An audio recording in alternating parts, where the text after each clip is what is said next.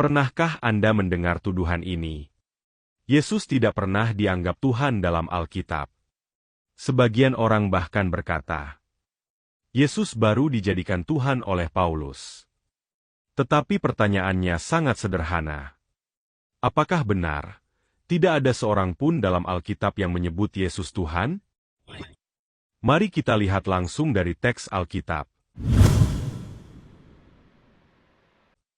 Dalam banyak perdebatan, sering muncul tuduhan dari sebagian umat Islam, tanpa terlebih dahulu melihat teks Alkitab secara mendalam.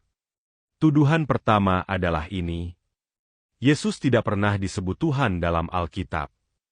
Menurut klaim ini, Yesus hanyalah seorang nabi atau utusan Tuhan, bukan Tuhan itu sendiri. Tuduhan kedua mengatakan, para murid Yesus tidak pernah menyembah Yesus. Artinya, orang-orang yang hidup bersama Yesus setiap hari, dianggap tidak pernah melihat Yesus sebagai Tuhan. Kemudian muncul tuduhan ketiga, yang sangat populer dalam agama Islam. Paulus adalah orang yang menciptakan doktrin, bahwa Yesus adalah Tuhan. Menurut narasi ini, Paulus mengubah ajaran asli Yesus dan menjadikan Yesus sebagai Tuhan ratusan tahun kemudian. Karena itu mereka menyimpulkan bahwa keilahian Yesus bukan ajaran Yesus sendiri, tetapi sebuah teologi yang muncul belakangan dalam sejarah gereja. Namun disinilah masalahnya. Klaim ini sering terdengar meyakinkan, itu karena mereka tidak membaca Perjanjian Baru secara utuh. Karena ketika kita membuka teks Perjanjian Baru secara langsung, kita justru menemukan sesuatu yang sangat berbeda. Pengakuan tentang identitas Yesus sebagai Tuhan tidak muncul dari satu orang saja. Tidak muncul dari Paulus saja. Dan tidak muncul ratusan tahun kemudian. Sebaliknya, pengakuan itu muncul dari banyak saksi yang berbeda. Malaikat, orang biasa, murid-murid Yesus, non-Yahudi, bahkan orang yang pertama kali melihat Yesus bangkit dari kematian. Artinya, secara sejarah dan secara teks, keilahian Yesus bukanlah ide satu orang, melainkan sebuah keyakinan yang sudah hadir sejak awal gerakan kekristenan. Dan jika kita membaca Perjanjian Baru dengan jujur, kita akan menemukan bahwa pengakuan tentang Yesus sebagai Tuhan muncul dari banyak tokoh yang berbeda. Sekarang mari kita uji tuduhan ini dengan cara yang sangat sederhana. Jika benar Yesus tidak pernah dianggap Tuhan, maka seharusnya tidak ada seorang pun dalam Perjanjian Baru yang memberikan pengakuan seperti itu. Namun ketika kita membaca teks Perjanjian Baru secara langsung, kita justru menemukan sesuatu yang sangat berbeda.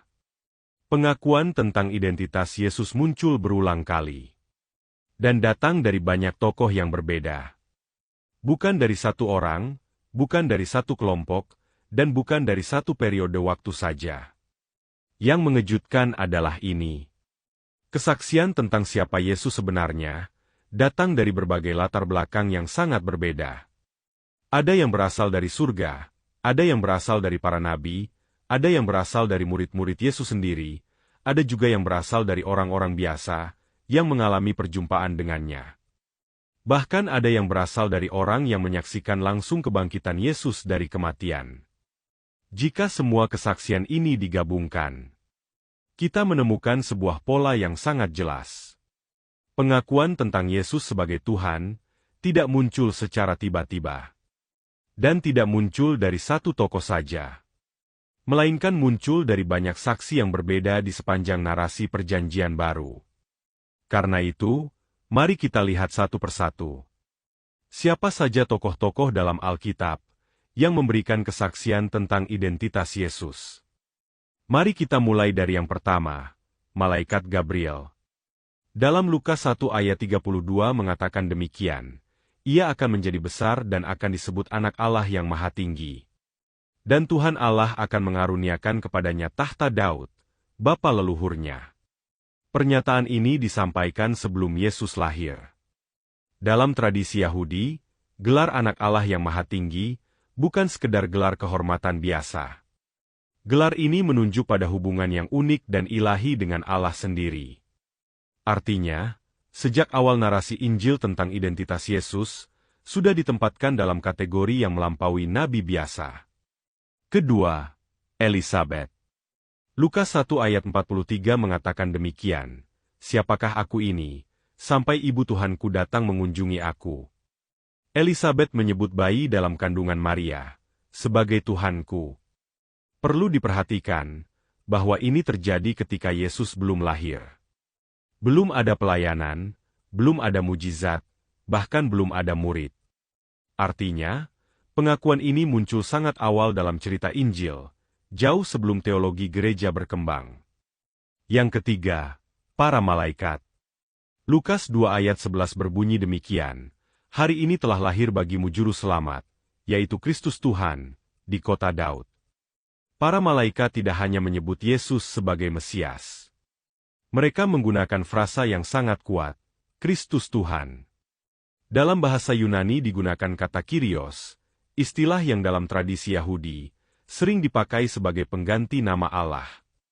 Ini menunjukkan bahwa sejak kelahiran Yesus, identitasnya sudah dikaitkan dengan otoritas ilahi. Yang keempat, para gembala. Lukas 2 ayat 17 berbunyi demikian. Setelah melihatnya mereka memberitahukan apa yang telah dikatakan kepada mereka tentang anak itu. Para gembala menjadi saksi pertama yang menyebarkan berita tentang Yesus. Mereka tidak menemukan identitas Yesus sendiri. Mereka hanya meneruskan pesan malaikat, bahwa bayi itu adalah Kristus Tuhan. Artinya, kesaksian tentang Yesus sebagai Tuhan sudah mulai disebarkan sejak malam kelahirannya.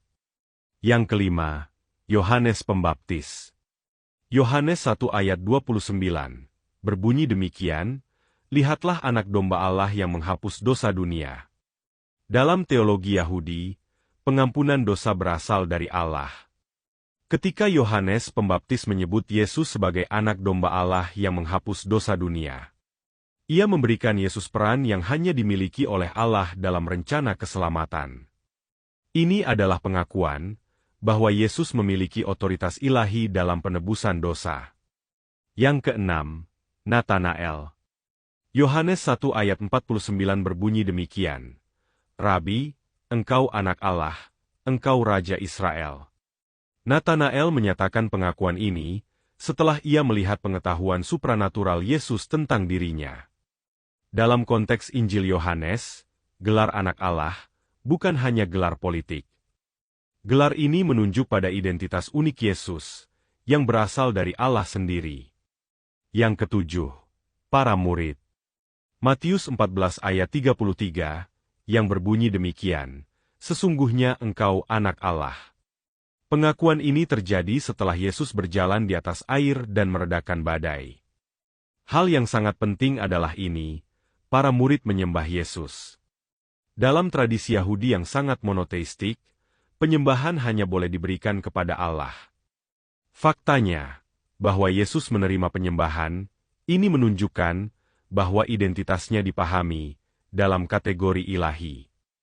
Yang kedelapan, Simon Petrus. Matius 18 ayat 16. Petrus berkata, "Engkau adalah Mesias, anak Allah yang hidup." Yesus tidak menolak pengakuan ini. Sebaliknya, Yesus berkata bahwa pengakuan Petrus berasal dari wahyu Bapa di surga. Ini berarti pengakuan tentang identitas Yesus sebagai anak Allah, bukan kesalahpahaman murid, tetapi wahyu ilahi. Yang kesembilan, Marta. Yohanes 11 ayat 27 yang berbunyi demikian, "Aku percaya bahwa engkau adalah Mesias, anak Allah yang akan datang ke dalam dunia." Marta membuat pengakuan ini dalam konteks kebangkitan Lazarus. Yang menarik adalah, pengakuan ini tidak datang dari rasul atau pemimpin gereja, tetapi dari seorang perempuan biasa yang percaya kepada Yesus. Ini menunjukkan bahwa iman kepada identitas Yesus sebagai anak Allah bukan hanya ajaran elit teologis, tetapi juga iman orang percaya biasa. Yang ke-10, Thomas. Yohanes 20 ayat 28 berbunyi demikian, "Ya Tuhanku dan Allahku." Ini adalah salah satu pernyataan paling eksplisit dalam seluruh perjanjian baru. Thomas secara langsung menyebut Yesus, Tuhanku dan Allahku. Yang sangat penting adalah ini, Yesus tidak menolak pernyataan ini. Sebaliknya, Yesus memuji iman Thomas. Yang ke-11, Stefanus. Kisah Para Rasul 7 ayat 59 berbunyi demikian. Tuhan Yesus, terimalah rohku. Ini adalah doa yang diucapkan ketika Stefanus sedang mati syahid. Dalam tradisi Yahudi, doa untuk menerima roh biasanya ditujukan kepada Allah. Namun Stefanus secara langsung berdoa kepada Yesus. Ini menunjukkan bahwa jemaat Kristen pertama sudah memperlakukan Yesus sebagai Tuhan yang layak menerima doa. Yang ke-12, Rasul Yohanes. Yohanes 1 ayat 1, yang berbunyi demikian, firman itu adalah Allah. Dalam prolog Injil Yohanes, Yesus disebut sebagai firman yang bersama-sama dengan Allah dan adalah Allah. Kemudian dalam Yohanes 1 ayat 14 dinyatakan bahwa firman itu menjadi manusia. Artinya, Yohanes secara eksplisit menyatakan bahwa Yesus memiliki hakikat ilahi. Yang ke-13, Paulus. Roma 10 ayat 9, berbunyi demikian, jika kamu mengaku dengan mulutmu bahwa Yesus adalah Tuhan. Paulus memang mengajarkan keilahian Yesus. Namun Paulus tidak menciptakan pengakuan ini. Ia hanya meneruskan pengakuan iman yang sudah ada dalam gereja mula-mula. Yang ke-14, penulis Ibrani. Ibrani 1 ayat 8 berbunyi demikian, tahta MU, ya Allah, tetap untuk seterusnya. Ayat ini secara langsung menyebut anak sebagai Allah. Penulis Ibrani bahkan mengutip Mazmur dan menerapkannya kepada Yesus. Yang ke-15, jemaat Kristen mula-mula. 1 Korintus 12 ayat 3 berbunyi demikian. Tidak seorang pun dapat berkata, Yesus adalah Tuhan selain oleh Roh Kudus. Ini menunjukkan bahwa pengakuan Yesus adalah Tuhan sudah menjadi iman dasar gereja pertama. Yang ke-16, Allah Bapa sendiri. Matius 3 ayat 17 berbunyi demikian, inilah anakku yang kukasihi, kepadanyalah aku berkenan. Pada saat baptisan Yesus, suara dari surga menegaskan identitasnya. Jadi, jika kita melihat seluruh kesaksian ini, maka kita menemukan pola yang sangat jelas. Pengakuan tentang Yesus tidak datang dari satu orang. Tidak datang dari Paulus saja. Dan tidak muncul ratusan tahun kemudian. Pengakuan itu sudah muncul sejak sebelum Yesus lahir, saat kelahirannya, selama pelayanannya, dan setelah kebangkitannya. Dengan kata lain, kepercayaan bahwa Yesus adalah Tuhan sudah menjadi iman sejak awal kekristenan. Bagaimana menurut Anda? Apakah lebih percaya kesaksian Alkitab atau narasi Islam yang mengatakan Yesus bukan Tuhan? Silahkan tinggalkan pendapatmu di kolom komentar. Tentunya harus sesuai konteks yang ada.